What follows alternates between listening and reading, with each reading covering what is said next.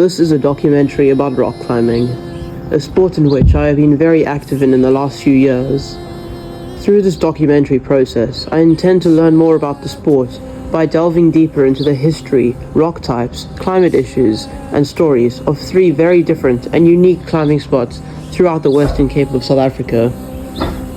The first spot, located in the Cederberg, is the world-famous Rocklands, where the red-orange rock reflects the amazing sunsets, and where you can meet people from all over the world, all there to climb.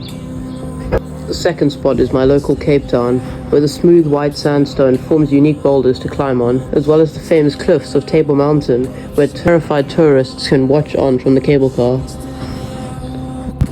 The last location is Oudtshoorn, in the Klein Karoo. This venue is better known for its caving experiences. However, just around the corner lies the only limestone climbing that South Africa has to offer.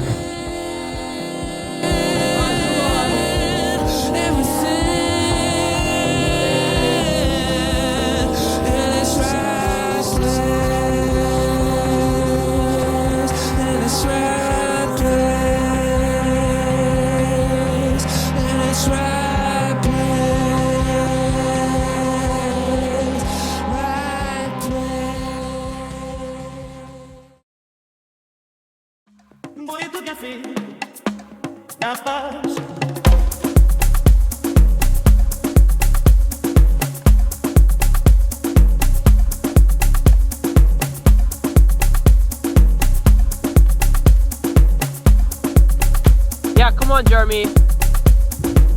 Yes, dude, come on. Yes, Jeremy, come on, dude. You're that, come on. Come on, dude. Come on. Yes, dude. Come on, Jeremy. Yes, dude, come on. Yes. You.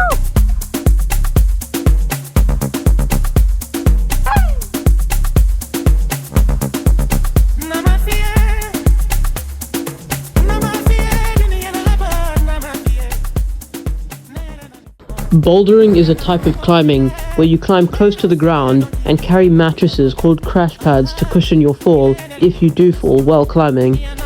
This is the type of climbing mostly done in Rocklands. Rocklands is a climber's paradise. Time moves at its own pace out here. You can never know who you're going to meet or control the outcome of anything you do. You just thrive. Climbing started in Rocklands when trad climbing was done near Clanwilliam, a town outside Rocklands. American climber Todd Skinner saw potential for bouldering at the Depakes Pass and organized a crew who visited in the early 90s and put Rocklands on the map as a world-class bouldering venue. Some of the hardest climbs done during this time were Madiba, Leopard's Cave, Olifantsdorn, Monkey's Wedding, to name a few. Later, when climbing moved down the valley, classics like Ray of Light, Hole in One, Shosholoza, and many more were climbed and discovered. Today, Rocklands is one of, if not the best, bouldering destinations in the world, seeing visits from world-class climbers each year. An issue we are faced with as climbers in such an amazing natural space, such as Rocklands, is keeping it clean and protected for all to enjoy. This is why it is beyond important to teach those visiting or those who are unaware how to treat the land. Things such as leaving climbing tape lying around and toilet paper are bad for the environment and look ugly.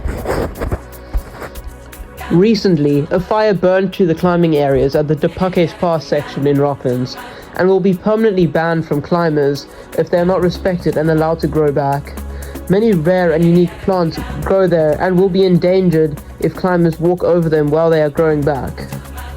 Even small things, such as loud music, are bad for animals that go out during the night. Even though you might not realize it, you might be climbing on a rock that has a cave painting on it. All that climbers need to do is be aware of the environment at Rocklands and know how to respect it. Rocklands is home to some of the most unique rock formations in the world, sculpted by the wind and weather over millions of years. The rock consists of sedimentary rock, sandstone, and a bit of shale. The geology of the Cederberg is comprised of the Cape supergroup and Karoo supergroup. The Cape supergroup was formed around 650 million years ago by a succession of sedimentation of sandstone. The distinct reddish color comes from the minerals in the rock. About 330 million years ago, the climate change lowered the ice levels and the upper Wittenberg groups began eroding, leaving behind many amazing rock formations.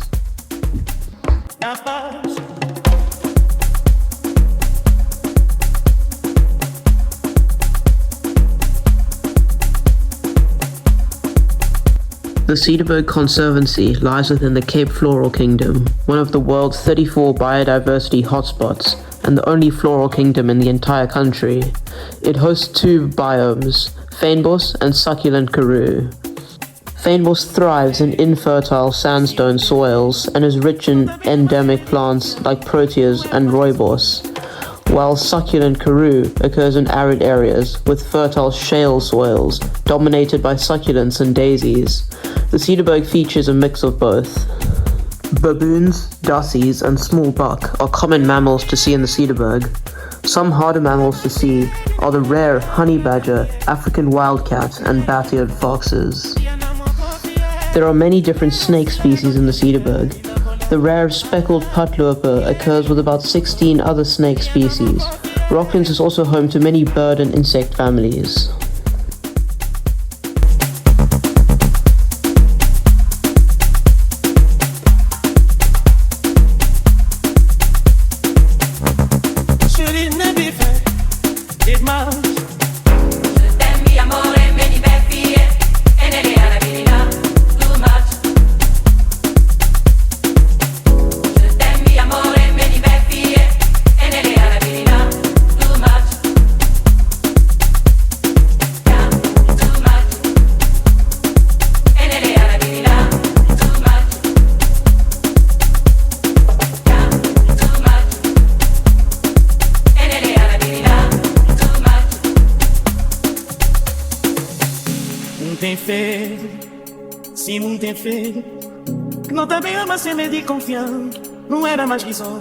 Before they were driven out by the colonists, the Nama people lived in the area and were the ones who made the famous cave paintings.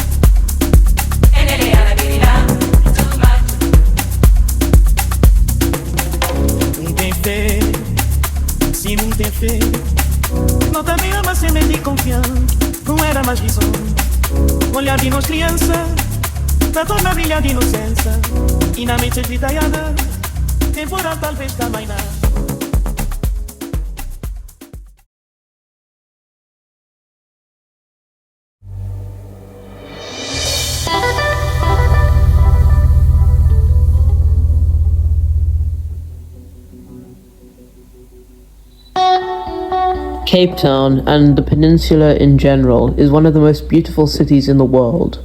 We have the sea, the mountains, and vibey towns, all within a half-hour hike. Climbing in the Western Cape is centered around Cape Town for its amazing crags and training gyms. It is almost like a center for the climbing community throughout the whole country. The first recorded climb was a trad climb called Left Face Plutterklip in 1894. This route was more like an exposed scramble, which was the most that the gear at the time could allow. Over the years, trad climbing was pushed forward on Table Mountain by people like George Travers Jackson and Mike Scott. It wasn't until the era of Andy de Klerk that climbing was taken to the next level, not just on Table Mountain, but throughout the Cape. He climbed harder than anyone believed possible, with ascents like Dream Street Rose at Elsie's Peak, an arms race on Table Mountain, and many more harder climbs. Another prolific pioneer during these times was Tinny Fasveld, making many notable first ascents on Table Mountain, including Africa Arete and No Longer at Ease and Synapse. These climbs, along with many of ADK's, are still considered very hard by climbers today. Up comes a coaster, fast and silent in the night. In the early 2000s, bouldering began to develop in the Cape, led by climbers like Guy Holwell. A few years later, Marius Smigalskis and American climber Paul Robinson would take the bouldering in the Cape to the next level and put it on the map as a world-class bouldering destination.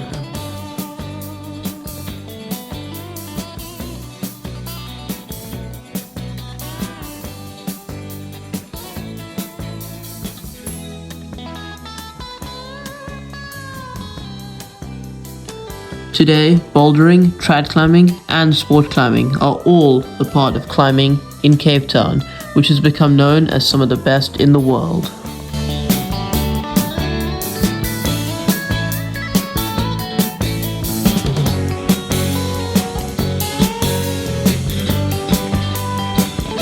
Also, during this time, many trad climbers and sport climbers argued over which crags in the Cape should be bolted and which should be trad climbing venues. It was agreed upon that certain crags would be bolted and certain would stay trad.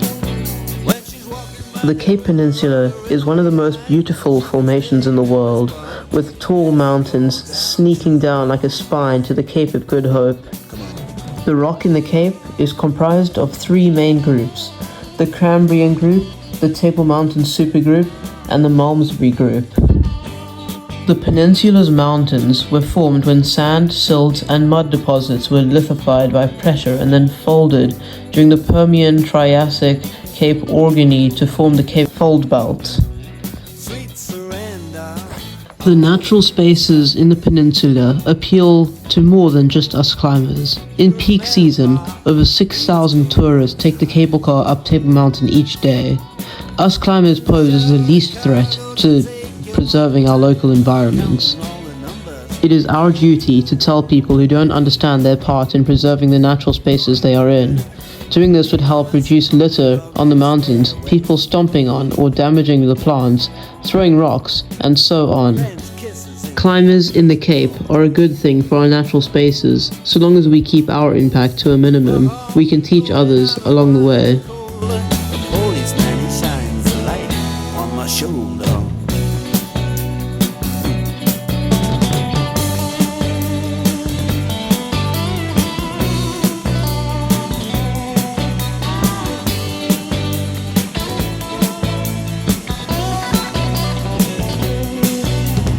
Up comes a coaster, fast and silent in the night.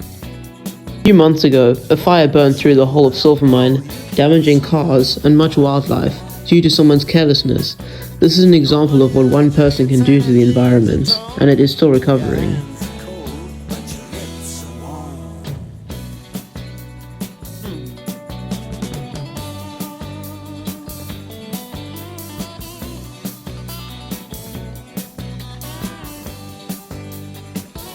As well as experiencing the Cape's natural beauty, you will often encounter amazing animals, although hopefully not a snake, and see some amazing plant life, such as proteas and the pretty Deezer flowers. Watch out for the spiky climber's friend bush though, and of course the nasty blister bush. In 1930, the Grootschieer Zoo near the University of Cape Town held many exotic animals, including the Himalayan tahr, two of which managed to escape, and their population grew as they were well suited to the rocky slopes of Table Mountain and surrounds. They were able to adapt well to the climate as it was similar to their natural environments. She can still hear him whisper, let's go down to the waterline. Come on.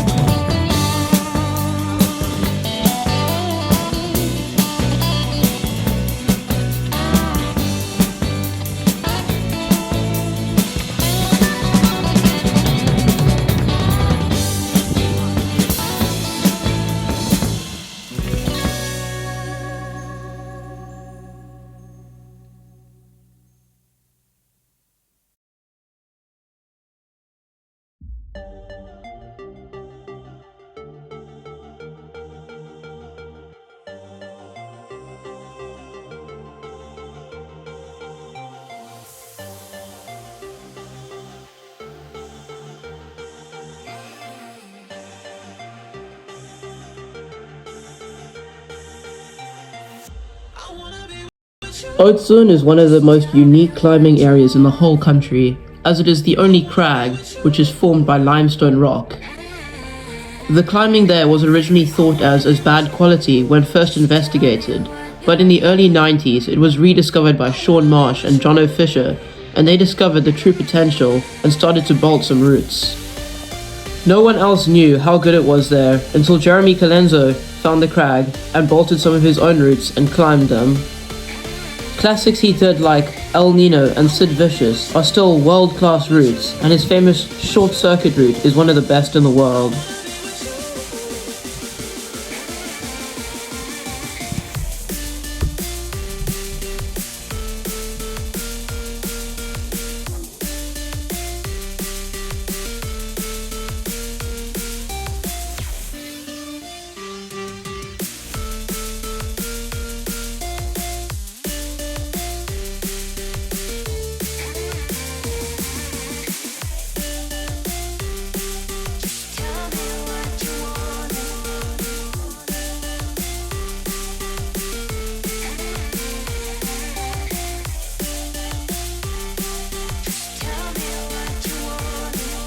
After the crag became popular, some empty spaces were filled in by people like Jason Temple Forbes.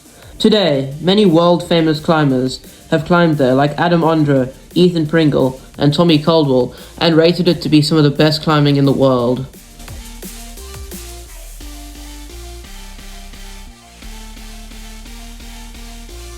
Limestone rock is sedimentary rock, formed by the settling and consolidation of deposited minerals.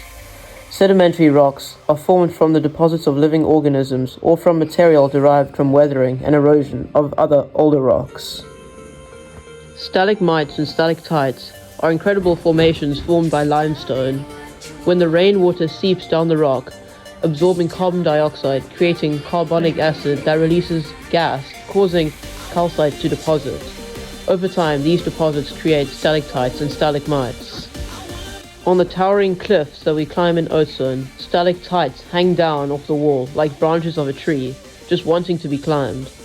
At first in Oudtshoorn, the weak stalactites broke off because they couldn't hold a person's weight, but some truly impressive ones still remain to be climbed.